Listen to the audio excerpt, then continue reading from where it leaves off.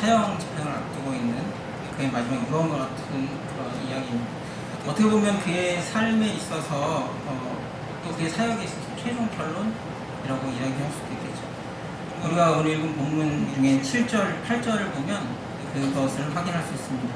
7절, 8절에 나는 선한 싸움을 싸우고 나의 달려갈 길을 마치고 믿음을 지켰으니 이제부로는 나를 위하여 의의 면류관이 예비되었으므로 주 곧 의로우신 재판장이 그날에 내게 주실 것이며 내게만 아니라 주의 나타나심을 사모하는 모든 자입니다. 주의 사모하심을 나타나는 모든 자. 여러분 주님 사모하시죠. 우리 모두에게 하는 바울의 마지막 메시지입니다. 선한 싸움을 싸우고 달려갈 길을 마친 후에 주님의 영광 앞에 서게 되는 것은 우리 모두에게 허락된 우리의 사명이고 우리에게 주는 영광입니다. 이처럼 바울은 30년이 넘는 세월 동안 정말 열정으로 사역을 감당했습니다. 결론적으로 그는 자신의 경주를 완주하였고 부여받은 모든 임무를 완수하였습니다. 그가 오늘 디모데에게 쓰는 편지를 통하여서 그가 죽음을 기다리는 이 순간이 끝이 아니고 자신의 경주를 완주하였지만 이제 주님 앞에 서게 될 영광의 순간, 영원한 생명, 영원한 삶의 시작점임을, 출발점임을 또 이야기하고 있습니다. 여러분 스케이트 경기 보시죠. 요새 겨울이니까 요새 그 한국의 그 김민선이라는 자매님이 각종 대회에서 우승하면서 기쁜 소식을 전해주고 있어서 가끔 보게 되는데요. 여러분 그 출발 신호가 탁 떨어지면 스케이트 선수들이 어떻게 하죠? 이건 뭐 뛰는 건지 뭐 스케이트를 타는 건지 막 뒤뚱뒤뚱 갸우뚱하면서 막 조금은 어리숙한 이상한 모습으로 엉성한 모습으로 막 달려가는 모습을 보게 됩니다. 그런데 한 가지는 되게 열심히 달려가요. 여러분 우리가 주님 앞에 부르심 같은 그 순간이 우리 삶에 있어서 우리의 신앙의 여정에 있어서 언제냐? 바로 출발 신호를 받게 되는 것이죠. 우리도 처음에는 어리숙하고 어떻게 보면 좀 우스꽝스러운 모습으로 신앙생활을 시작했을 수 있습니다. 좌충우돌하고 넘어지고 잘 몰라서 실수하고. 하지만 분명한 저와 여러분은 정말 열심히 다녔어요. 정말 열심히 주님의 부르심을 받은 그 순간 이후로 정말 기쁨으로 그 걸음을, 그 삶을 살았습니다. 그런데 우리가 그 장거리 레이스를 하다 보면 중간쯤 어떻게 됩니까? 허리도 끊어질 듯 아프고 그냥 일어서고 싶고 내가 과연 이 경주를 끝까지 할 수 있을까 하는 걱정과 고민에 빠지게 되죠. 그렇지만 그 경주의 끝에 가면 나에게 주어지는 것이 어떤 것인지, 그 영광이 어떤 것인지 알기 때문에 우리는 참고 인내합니다. 참고 인내하고 끝까지 경주를 포기하지 않고 달립니다. 저와 여러분의 신앙생활도 마찬가지입니다. 주님이 우리들에게 분명히 출발 신호를 주셨고 우리가 그런 과정들을 거쳐서 그 경주를 하는데 우리에게는 특권이 있습니다. 주님은 우리들에게 신호만 주시는 것이 아니라 우리와 함께 달려주시고 함께 동행해주시고 마지막에 우리를 맞아주시기까지 하는 그런 주님과 함께하는 경주입니다. 여러분 우리는 이 경주를 달려가야 합니다. 저 역시도 이 믿음의 경주를 완주하기 위하여 바울처럼 열심히 살아가고 싶습니다. 그리고 마지막에 저처럼 고백하고 싶습니다. 나도 선한 싸움을 싸우고 나의 달려갈 길을 마치고 나의 믿음을 지켰습니다. 이제 후로는 나의 의의 면류관이 준비되었다 라고 고백하고 싶은 것입니다. 여러분은 어떠십니까? 누구나 바울처럼 이렇게 엄청난 업적을 이루고 그렇게 생각할 수는 없습니다. 매일 격렬한 싸움을 싸우고 원수를 물리치고 피가 터지고 몸이 부셔지고 여러분 그렇게 살아갈 수는 없는 것입니다. 그러나 저와 여러분들이 성도로 살아가는 그 매 순간순간의 삶이 바로 이 경주의 한 가지 또 어떤 한 바퀴일 수 있다는 사실을 우리는 알아야 합니다. 그래서 우리는 각자의 분량과 형편대로 최선을 다해서 그러나 결코 포기하지 않고 끝까지 달려서 저와 여러분의 마지막에 이와 같은 고백이 있길 원합니다. 나도 선한 싸움을 싸우고 나의 달려갈 길을 마치고 나의 믿음을 지켰어. 여러분 이것이 우리가 끝까지 붙들어야 할 우리의 고백입니다. 우리의 신앙 고백입니다. 이 경주를 또 이 믿음의 고백을 하기 위해서 바울은 우리에게 이처럼 하라라고 우리에게 우리 신앙생활의 키포인트를 몇 개 알려줍니다. 바로 본문 5절입니다. 우리 한번 같이 읽었으면 좋겠습니다. 그러나 너는 모든 일에 신중하여 고난을 받으며 전도자의 일을 하며 내 직무를 다하라. 다시 한번. 그러나 너는 모든 일에 신중하여 고난을 받으며 전도자의 일을 하며 내 직무를 다하라. 첫 번째는 무엇입니까? 모든 일에 신중하라. 다시 말하면 냉철함을 가지라는 거죠. 여러분, 우리가 열받아서 하는 일들이 있어요. 막 갑자기 뭔가 느낌이 확 와가지고 하는 일들이 있어요. 성경은 사역이고 사업이고 진로 결정이고 어떤 거든지 우리가 그냥 이렇게 확 그냥 저질러 버리는 일들은 실패할 확률이 크죠. 우리는 신중을 기해야 합니다. 여러분, 신중한 것과 결정장애는 다른 거예요. 신중과 결정장애는 다른 거죠. 제가 가끔 그 주방 앞에서 우리 아들을 마주치면 우리 한이가 저한테 아빠 1번, 2번. 제가 2번. 그러니까 냉장고에 가서 포도주스를 잘 마시면서 1번은 뭐야? 오렌지 주스. 정말 신중한 우리 아들의 모습을 제가 보게 됩니다. 여러분, 선교도, 사역도, 사업도, 진로 결정도 신중에 신중을 기해야 합니다. 그리고 결정이 되면 결정된 것을 집중하고 꼭 붙들어야 하는 것이죠. 바울은 당시 디모데 주변에 많은 사람들이 하루의 진리에 집중하지 못하고 또 허탄한 이야기들에 마음 뺏기는 그런 상황을 보게 되었습니다. 4절에 이렇게 말씀하고 있죠. 또 그 길을 진리에서 돌이켜 허탄한 이야기를 따르고. 왜요? 우리가 그 진리를 확실히 붙잡지 못합니다. 우리가 그 진리를 확신하지 못하면 우리는 많은 잘못된 이유들에 흔들리게 되고 있습니다. 이들은 거기서 더 나아가서 믿음을 떠나기도 해요. 헛된 믿음에 빠져서 모든 것을 다 버리기도 해요. 그러나 디모데는 달랐습니다. 끝까지 복음을 붙들었습니다. 믿음을 지켰습니다. 왜냐하면 그는 부르심을 받은 하나님의 사람입니다. 그리스도의 제자였기 때문에 그는 그 모든 것을 이겨내고 그 믿음을 붙들 수 있었습니다. 여러분, 이 일에는 저와 여러분도 마찬가지예요. 우리 주변에 많은 잘못된 가르침들이 있어요. 우리 주변에 많은 거짓들이 있어요. 하지만 그것을 참된 복음을 지니고 이겨내야 하는 겁니다. 신중한 우리에게 있어야 합니다. 오직 진정한 하나님의 말씀에 집중하는 것을, 우리가 부르심에 대한 확신을 가지고 또 말씀에 대한 그 진리라는 그 확신을 가지고 모든 허탄한 것들, 모든 잘못된 것들을 물리칠 수 있는, 건너뛸 수 있는 여러분이 되어야 합니다. 다행히 우리 한국에는 많지 않지만 유럽에 가면 유저 집회들이 많이 돌아다니고, 그래서 마트 같은 데서도 좀 큰 돈 내면 이렇게 서로 불빛치는 되게 좋은 돈을 이렇게 보거든요. 그런데 그런 걸로 다 막을 수 있을까요? 못 막아요.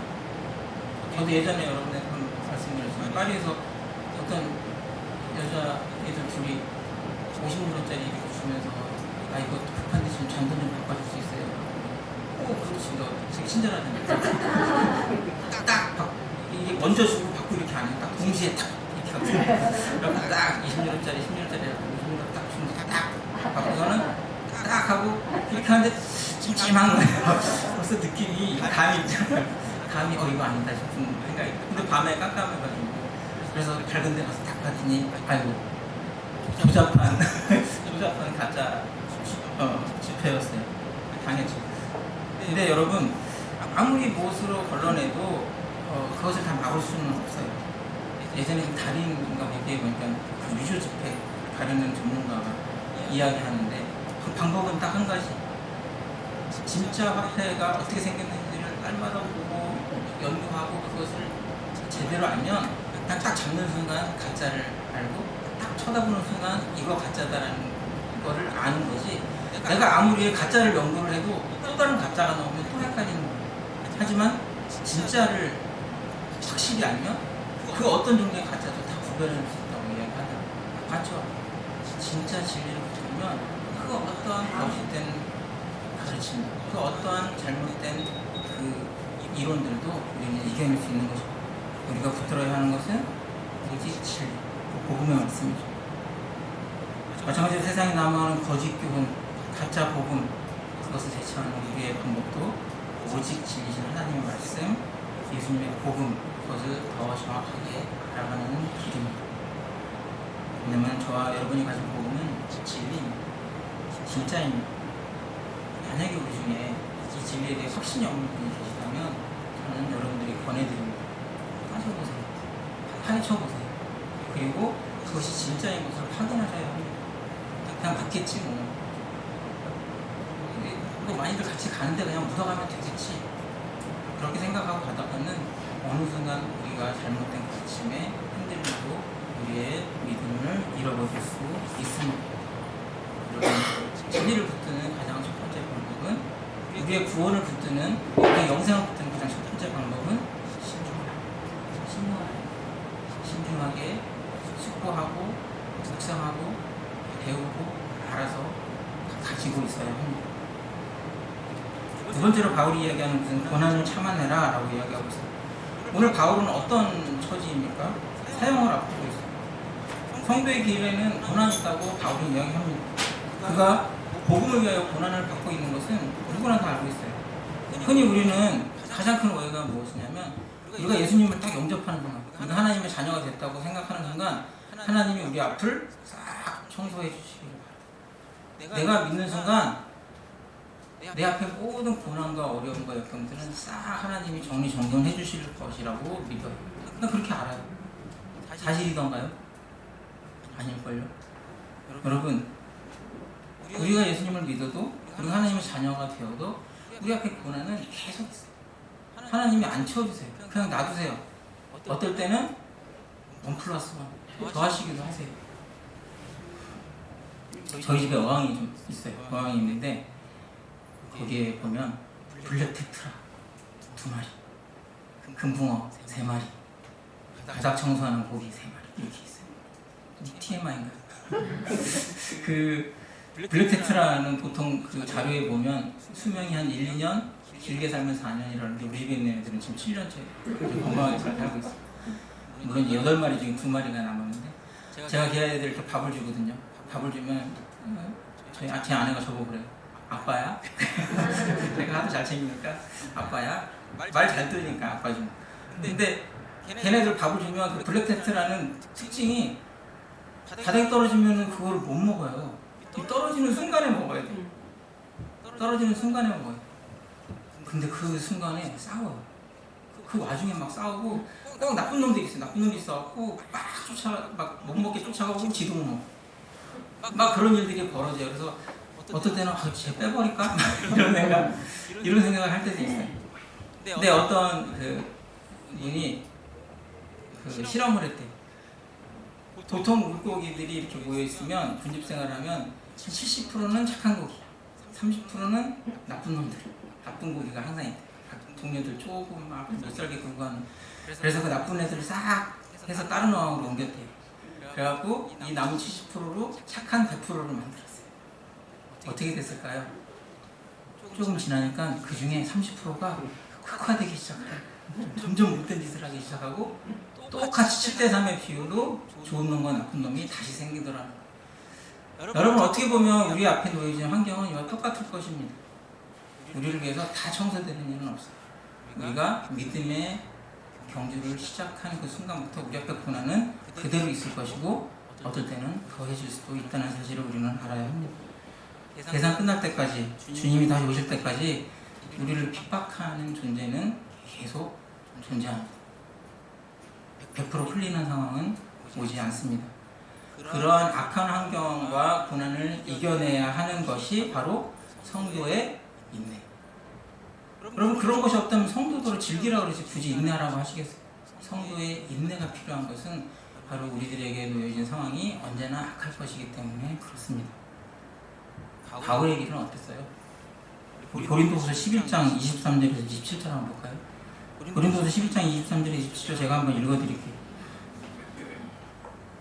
그들이 그리스도의 일꾼이냐 정신없는 말을 하거니와 나는 더욱 그러하도 내가 수고를 넘치도록 하고 옥에 갇히기도 더 많이 하고 매도 수없이 맞고 여러 번 죽을 뻔하였으니 유대인들에게 40에 하는 감한매를 5번 맞았으며 3번 태장으로 맞고 1번 돌로 맞고 3번 파선하고 일주야를 깊은 바다에서 지냈으며 여러 번 여행하면서 강의 위험과 강도의 위험과 동족의 위험과 이방인의 위험, 시내의 위험과 광야의 위험과 바다의 위험과 거짓 형제 중에 위험을 당하고 또 수고하며 애쓰고 여러 번 자지 못하고 줄이며 목마르고 여러 번 굶고 춥고 헐벗은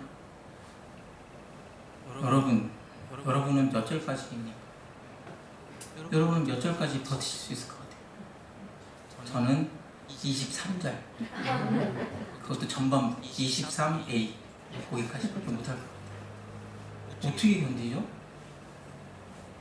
여러분, 바울과 디모데는 이런 고난을 어떻게 견디죠? 근데 한 가지 더 흥미로운 사실은 이들은 이 고난의 무게를 알았어요. 그들이 이미 그 시대에 예수님의 그리스도의 제자가 된다는 사실은 이 고난이 그대로 있을 것을 알았어요. 뿐만 아니라 23절에서 27절까지가 아니라 더 고난이 추가될 것도 각오했어요. 그들은 모르고 당하지 않았습니다. 하지만 그 고난을 참아냈어요. 그 고난을 견뎠습니다. 성도의 인내. 그들은 인내하였어요. 여러분, 이 시대에 한국 교회의 가장 큰 불행이 무엇일까요? 성도가 막 줄어들고 막 이런 거 아니죠. 한국 교회에 고난이 없다는 것이 가장 큰 문제라고 많은 분들이 이야기합니다. 여러분, 한국 교회의 전도와 부흥 그리고 쏟아지는 가르침 속에서 가장 큰 잘못은 복음과 신앙 또 주님의 자녀가 된 그 이후에 닥칠 고난에 대해서 결코 이야기하지 않는다. 그냥 영접기도 끝, 아이고 하나님의 자녀가 되셨네요 라고 이야기하는 것이 끝이죠. 사실입니까? 결코 아닙니다. 그에 따르는 고난이 있다는 사실을 우리는 가르쳐주지 않고 대비하지 못하게 합니다. 그리고 거기에 더해서 구복신앙을 가르치죠. 다 잘 될 거야. 넌 갑자기 부자가 될 거야. 다른 사람은 다 죽어도 넌 살 거야. 여러분, 치성들이는 무속신앙하고 구분되지 않는 가르침들이 난무하고 있어요. 그러다 보니 참된 진리를 붙들지 못하고 거짓 교훈들이 들어오게 되면 흔들리게 되는 거죠. 여러분, 정말 확실한 것은 우리의 신앙의 삶이 올바른 길이라면 고난은 있다 없다? 있다. 고난은 있는 거예요. 그리고 있는 것이 맞습니다. 고난이 아무것도 없다면, 내 삶에 고난이 없다면 그것은 제대로 된 신앙의 길이 아니라는 반증이에요. 우리가 올바른 길을 가고 있다면 고난은 있다. 그것이 맞다라는 것이죠. 여러분, 지금 시대 한국에서 우리가 복음으로 인해서 목숨을 걸어야 할 이유는 없습니다. 그러나 세상으로부터 비난과 조롱을 받을 수 있고 출세의 길에 장애가 될 수는 있습니다. 코로나 시절에 경험하신 분들도 있겠지만 직장인들이 월요일날 출근할 때 주일날 교회에 갔다 왔는지 안 갔다 왔는지 체크하는 그런 회사들이 있었어요. 제 친구가 다니는 은행 그랬다고. 그거 왜 체크하겠어요? 교회에 갔다가 코로나라도 걸려갖고 와봐. 아주 꼴통아. 딱 그 메시지인 거예요. 너는 사편을 각오해야 돼. 근데 그게 다른 데서 걸렸든지 어디서 걸렸든지 상관없어요. 주일날 교회를 갔다 왔다. 그러면 교회에서 걸린 거죠. 한번 걸려와봐. 그냥 아주 그냥. 여러분, 혹시 여러분이 거기에 체크할 상황에 놓여 있으셨다면, 놓인다면 여러분들은 어떻게 하시겠어요? 그것으로 인해서 주일날 교회를 가지 못한 분도 계셨을 거고, 그럼에도 불구하고 체크하고 그 조롱을 꼴통소리를 들어가면서 코로나의 시대를 달려오신 분들도 분명히 있을 것입니다. 여러분, 고난은 사실 우리 일상 가운데 있어요. 그것에 강도의 차이가 있을 뿐이지만 우리가 옳은 길을 가고 있다면 분명 우리의 삶에는 고난이 있을 것입니다. 그리고 사실 그 고난을 피할 방법도 있습니다. 그러나 그것이 복음을 위한 고난이라면 우리는 이겨내야 합니다. 인내해야 합니다. 그 고난을 바울뿐만이 아니라 그리스도의 영광에 동참하게 될 그 모든 우리에게 주어진 영광이며 사명인 것입니다. 우리 모든 그리스도인들이 동참해야 할 일이에요. 여러분 헬라어에서 고난, 고통을 이야기할 때는 포노스라는 단어를 씁니다. 이 포노스라는 단어는 전쟁터에서 격렬히 싸우는 그 고통을 이야기해요. 전쟁터에서 막 백병전을 하고 싸우는 그 고통을 이야기합니다. 정말 치열한 싸움, 목숨을 거는 힘든 일에 사용하는 단어죠. 물론 바울의 시대에는 그와 같은 고통이 있을 수 있었어요. 복음 위에서 치열하게 목숨 걸고 싸워야 하는 그런 고통이 있었습니다. 많은 사람들은 고통을 또 고난을 수동적으로 맞이합니다. 어쩔 수 없이 내게 다가온 고통, 고난에 대해서 견뎌내는 것, 그냥 감수하는 것, 원치 않는 고난을 받게 된다는 것이죠. 근데 오늘 바울의 고난을 대하는 자세를 보면 특이한 것이 있습니다. 고난을 능동적으로 받아요. 고난에 대해서 결코 수동적이지 않습니다. 바울은 사실 복음으로 고난을 받고 있지만 피할 길도 많이 있어요. 그 가진 스펙이라든가 여러 가지로 그 고난들을 이리저리 피할 수도 있는 것입니다. 그런데 고난을 대하는 바울의 자세는 결코 수동적이지 않았어요. 능동적이었어요. 왜 때려? 이게 아니라 들어와, 덤벼, 이런 형태의 모습. 바울의 그 당당함. 여러분 얼마든지 피할 수 있는 고난이지만 스스로 받았어요. 왜 그랬어요? 바로 예수님이 그러셨기 때문입니다. 여러분 예수님이 고난받으신 것 피할 수 없어서? 아니요. 예수님이 선택하신 것. 예수님은 능동적으로 예수님은 고난을 스스로 받으셨습니다. 그래서 사도 베드로도 나는 그리스도의 증인이다 라고 하지 않고 나는 그리스도의 고난의 증인이다 라고 고백합니다. 예수님이 스스로 고난받으셨고 예수님이 능동적으로 고난을 받으셨고 제자들은 사도들은 그 예수님이 받으신 그 고난의 증인을 자신들의 온몸을 불사르며 그것을 전했던 증인들이었습니다. 여러분 우리도 예수님처럼 고난받는 것이 마땅합니다. 성경에는 너희가 고난에 참여한 자가 된 것 같이 우리가 그와 함께 영광을 받기 위하여 고난도 함께 받아야 할 것이니라. 그리스도의 고난에 우리가 동참해야 함을 강조하고 있습니다. 이것은 그냥 지나칠 일이 아니고 우리에게 주어진 것입니다. 시편 기자는 뭐라고 이야기합니까? 시편 119편 71절에 다 같이 한번 읽어보겠습니다. 고난 당한 것이 내게 유익이라 이로 말미암아 내가 주의 율례들을 배우게 되었나이다. 고난 당한 것이 내게 유익이라. 고난이 유익이래. 내가 주의 율례를 이 과정들을 통해서 배우게 됐다. 내가 복음의 깊이를 복음의 진리를 이 과정들을 통해서 내가 확신하게 되었다라고 이야기하고 있는 것이죠. 필요하다는 거예요. 여러분 아이들의 학습 능력이 떨어지는 이유 중에 하나가 시험이 없어져서 그렇다고 하죠. 마찬가지예요. 우리 그리스도인들에게도 고난이 없으면 핍박이 없으면 우리의 신앙이 자라지 않고 어쩌면 흐트러질 수도 있다는 사실을 우리는 알아야 합니다. 고난은 우리에게 유익이다. 이를 통하여 우리가 주의 율례를 배운다라고 이야기하고 있는 것이죠. 고난당하는 것이 복음을 배우는 과정이며 우리에게 유익한 것이라고 이야기하는 시편 기자의 말처럼 고난과 함께 복음의 깊이를 우리는 알아가야 합니다. 또 복음과 함께 고난을 이겨야 합니다. 그러니 여러분 고난 앞에 담대하시기를 바랍니다. 고난 앞에 강하게 맞서고 그 고난의 때를 참고 이겨내시기 바랍니다. 피할 수 없으면 즐겨라 라는 세상의 말도 있죠. 여러분 고난 앞에서 우리 주님 믿고 한번 당당해져보는 23년이 됐으면 좋겠습니다. 세 번째로는 전도자의 일을 하라라고 바울은 이야기합니다. 여러분 바울이 우리들에게 신앙을 굳게 지킬 것을 이야기할 때에 전도자의 일을 하라라고 이야기하죠. 전도자의 일이 무언가요? 여러분 우리가 좋은 것을 알았어요. 우리가 신앙을 받았어요. 선물로 구원을 받았어요.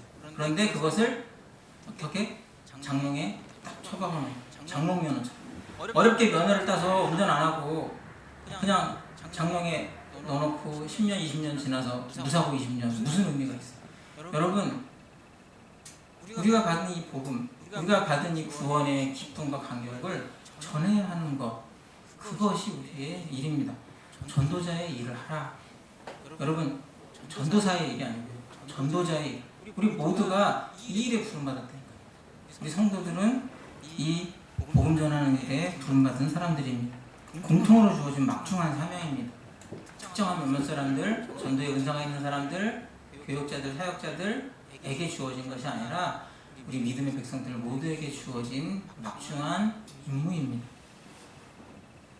전도 면허증, 전도 임명장 같은 것인데 그것을 받아들인 우리가 그것을 사용하지 않으면 안 되는 것이죠. 이 복음의 전도자가 되어야 합니다. 2절에 뭐라고 이야기하겠죠? 같이 한번 읽어볼까요? 너는 말씀을 전파하라. 때를 얻든지 못 얻든지 항상 힘쓰라. 범사의 오래 참음과 가르침으로 정책하며 경계하며 권하라. 때를 얻든지 못 얻든지. 헬라어에 보면 유카이로스란 말은 때를 얻든지 모든 환경이 좋게 잘 조성된 때. 반대로 아카이로스 하면 때를 못 얻든지 모든 환경이 악할 때, 좋지 못할 때를 이야기합니다. 제가 성경 훈련을 받으면서 터키를 전도여행을 며칠 했는데요. 그때 저는 터키를 보면서 정말 아름다운 광경들 많은 거 봤지만 한번 움직였다 하면 차로 10시간 막 이래요. 차 10시간 막 가고 여기는 바울이 모였던 데입니다. 또 버스 타고 10시간 가서 여기는 또 바울이 모였던 데입니다. 할 때 제가 느꼈던 감정 딱 한 가지는 와, 이 길을 어떻게 걸어다녀? 좀 그 생각, 이 길을 어떻게 걸어다녀? 나귀를 타고 다녀도 이 길을 어떻게 다녀? 그 생각밖에 안 들어요. 버스로 가도 막 100km, 120km 달려도 막 10시간씩 가야 되는데 도대체 이 길을 어떻게 한 번도 아니고 3번 와 하는 생각밖에 안 나더라고요. 정말 감탄과 함께 이건 뭐지? 아무리 봐도 아카이로스예요. 아카이로스. 유카이로스가 아니고 그냥 아카이로스의 연속이었어. 그런데 바울은 그 길을 3번이나 돌면서 전도를 했습니다. 정말 먹고 자는 시간 이외에는 그 시간도 아껴서 돌아야만 가능한 그러한 거리고 그러한 환경이었습니다.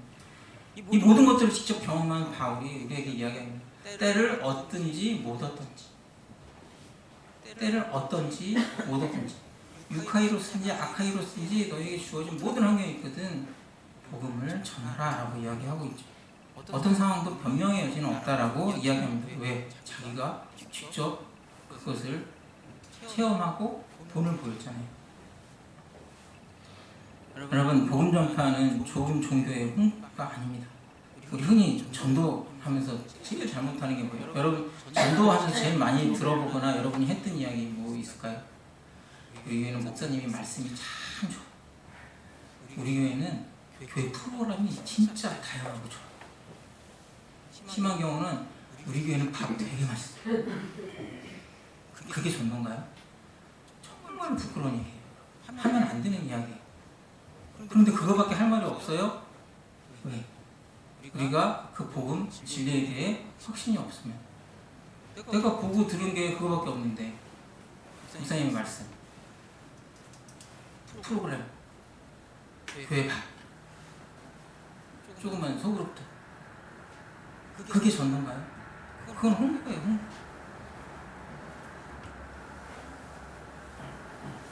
복음 전파란, 전도란 말이든 글이든 성도의 생활 전체가 진리의 말씀을 드러내야만 가능하고 그래야만 가능해요. 일상을 포기하라는 말이 아니라 그냥 모든 삶의 영역에서 그리스도의 향기가 이렇게 풍겨나와야만 가능한 게 전도예요. 그렇지 않으면 그건 그냥 아니에요. 홍보예요. 홍보. 일상의 삶에 전도자의 삶을 살아가는 것, 그것이 바로 참된 전도자의 삶입니다. 제가 프랑스에서 같이 신앙생활하던 집사님 중에 그때는 대위였는데 재작년쯤에 별을 단 사람이 있어요. 그래서 이제 뭐 하다가 이제 어느 군데 갔지? 그리고 제가 그 인터넷에다가 검색을 좀 해봤어요. 그랬더니 그 나무 위키인가? 그걸 다 뜨더라고요. 거기 보면 뭐 어디 연단장 뭐 슈슈 뭐 이렇게 나이 뭐 쭉 나와요. 근데 재밌는 건 그거는 맨 밑에 칸에 보면 그 누군가 거기다가 글을 올릴 수 있더라고요. 글을 올릴 수 있는데 거기에 4줄이 이렇게 있었어요. 첫 번째 줄에 별을 달기 전까지 마티즈를 타고 다녔어요. 그건 이제 저도 봤는데 조그만 차, 등치는 큰데 조그만 차 타고 다녔어요. 마티즈를 타고 다녔어요. 그리고 두 번째 줄에 보니까 새벽에 출근해서 심야에 퇴근할 정도로 열심히 있었음. 이렇게 써있어요. 그리고 세 번째 이거 중요해요. 노안이었어. 노안이었어. 네 번째, 매주일 예배에 참석했어. 매주일 교회에 갔다라고 써 있었어요. 그럼 제가 아는 이유는 술 담배도 못하지. 그러니까 윗사람들이 볼 땐 진짜 재미없는 놈이에요. 그리고 접대도 안 하지. 또 아무런 것도 없는 거예요. 뭐 신병이 어렵다 그러면 연장 시절에도 연장실에 불러놓고 우리 기도하자 이러고 진짜 재미없는. 이런 항목들이 그 윗사람들이 봤을 때는 비난거리인 거예요. 너 왜 그렇게 살아? 왜 그 모양이야? 그 작은 차 타고 다닐 때도 욕 되게 많이 먹고 뭐 혼자 왜 그래? 근데 거기에 이 글 쓴 사람들의 마음속에 저는 뭘 느꼈냐면 그 안에서 그리스도의 향기를, 예수 그리스도의 섬김과 겸손과 그 모습을 보았으니까 그렇게 쓰는 거죠. 열심히 매주일 예배에 참석하다. 그걸 보고 저는 그분을 더 존경하게 됐습니다. 세상 사람들은 비난도 하고 또 칭찬도 하지만 우리의 삶을 그냥 들여다보고 있어요. 사실 우리의 삶을 들여다보면서 그 안에서 그리스도의 향기를 발견하고자 합니다. 그렇게 해야만 복음이 전파되는 것이죠. 생명이 전달되는 것입니다. 바울은 로마 법정에서 자신을 변론해야 할 기회도 오직 복음만 전했습니다.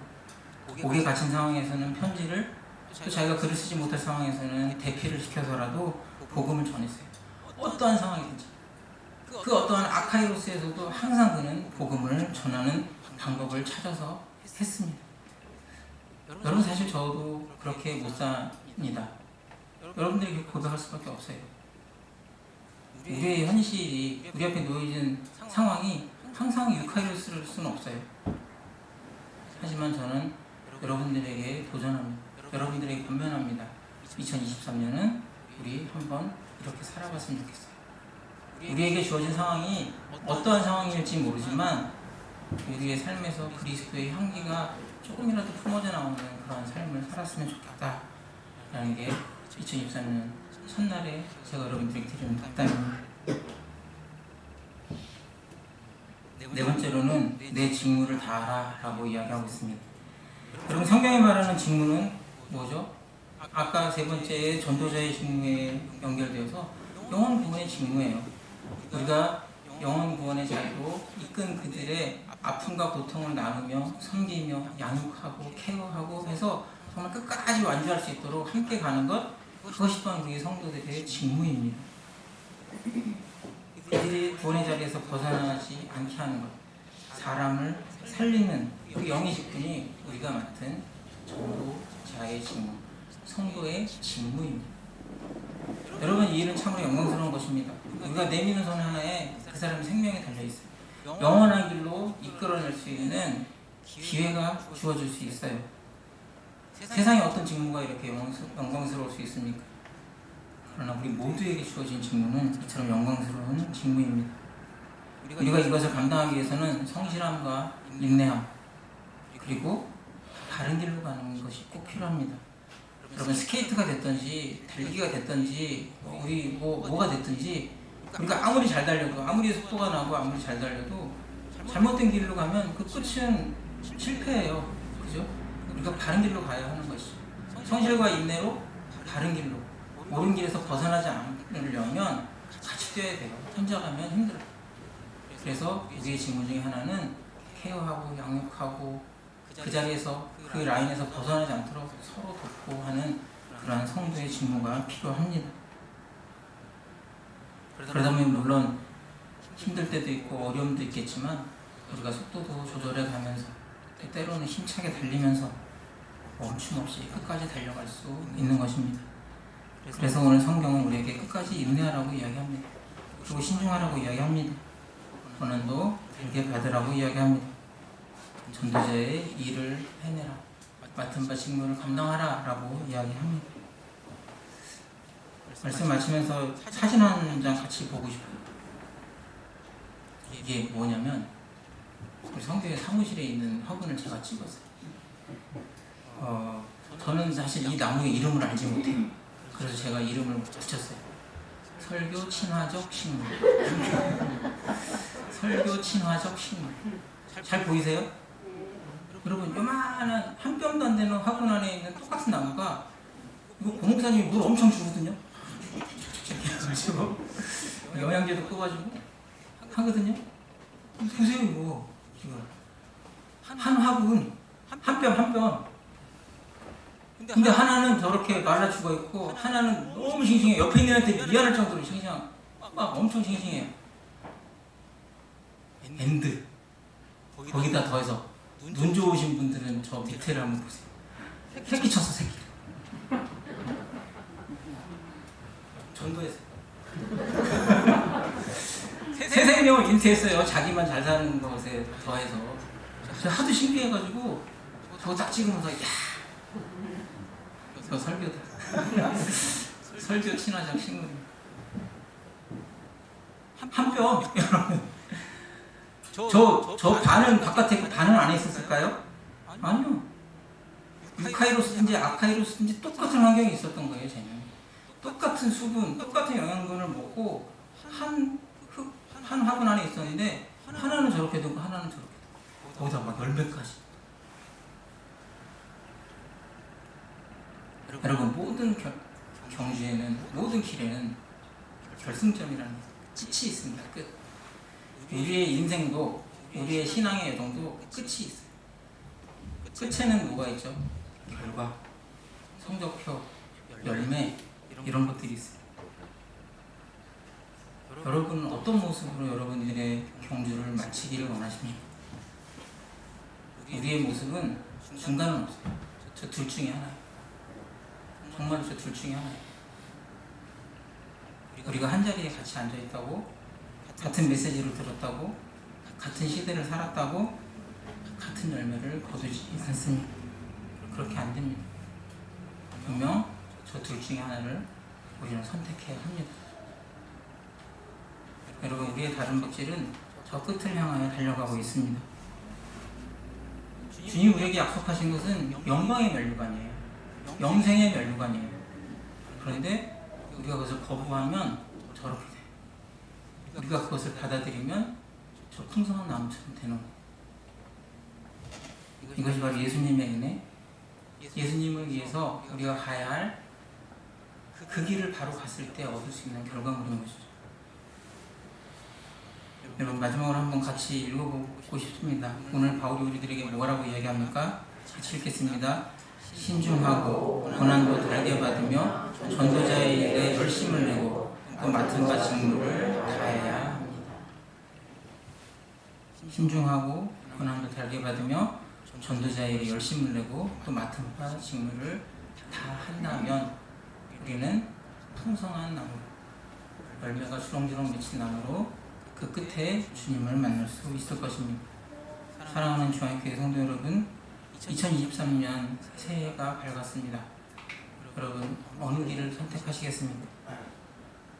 저는 우리 모두가 이 선한 싸움의 경주를 완주하고 풍성함으로 열매 맺는 그런 성도의 삶을 살아가시기로 결단하고 살아가는 그 첫날 2023년 새해가 되시기를 주님의 이름으로 축원합니다. 찬송가 360장 행군낙할 소리에 찬송하시고